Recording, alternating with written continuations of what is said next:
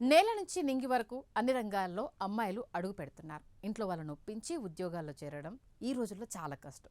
కొందరు ఒప్పుకుంటే కొందరు వద్దంటారు.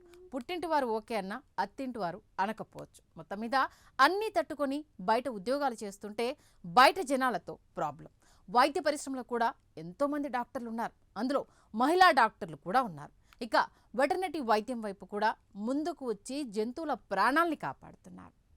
కానీ కొందరు దుర్మార్గులు చేసే ఆగడాల వల్ల అమ్మాయిలు ఆగిపోయే పరిస్థితులు మళ్ళీ వస్తాయేమో అని భయం వేస్తుంది. రీసెంట్గా పల్నాడు డిస్టిక్ ఎడ్లపాడు మండలం కారుచెలలో ఓ ఇన్సిడెంట్ జరిగింది. దూడకు బాలేదని చూడ్డానికి వెటర్నరీ డాక్టర్కి కాల్ చేశాడు తిరుపతయ్య అనే వ్యక్తి. ఆ లేడీ డాక్టర్ వచ్చి వైద్యం చేస్తుండగా తిరుపతయ్య అత్యాచారం చేయబోయాడు. ఎంత దారుణమైన ఘటన! పశువులకు వైద్యం చేయడానికి కూడా వెనకాడని ఓ అమ్మాయి నమ్మి ఇంటికి వస్తే చేసే పాడు పని ఇదా? ఇప్పటికే సమాజంలో జరుగుతున్న సంఘటనలు చూస్తూ ఆడపిల్లని బయటికి పంపాలంటేనే భయపడిపోతున్నారు తల్లిదండ్రులు. ఇలాంటివి రిపీట్ అవుతుంటే ధైర్యంగా ఉద్యోగాలు చేసుకొనిస్తారా? అసలు చదువుల్ని చదవనిస్తారా? మృగాళ్ళుగా ఆడవాళ్ళ మీద పడి దొరలడానికి ఎందుకు ఇంత ఆరాటపడుతున్నారు?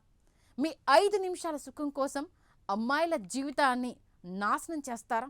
స్వాతంత్రం వస్తే పరిస్థితి మొత్తం మారుతుందని ఆ మహనీయులు పోరాటాలు చేస్తే స్వంత దేశంలోనే ఇలాంటి దుర్మార్గాల నుంచి ఎప్పుడు స్వాతంత్రం వస్తుంది?